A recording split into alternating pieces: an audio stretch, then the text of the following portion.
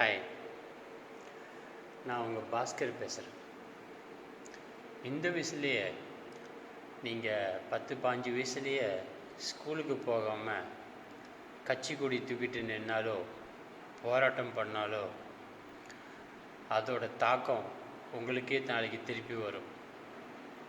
படிக்கிற விஷயம் நல்லா படிங்க.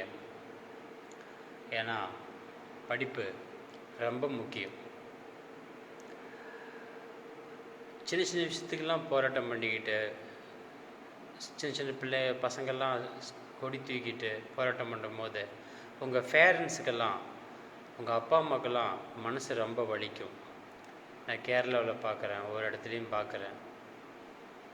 இந்த சின்ன ஸ்கூல் பிள்ளைங்கள்லாம் போராட்டம் பண்ணும் போது இவங்க ஏஜ்னா நல்லா படிங்க.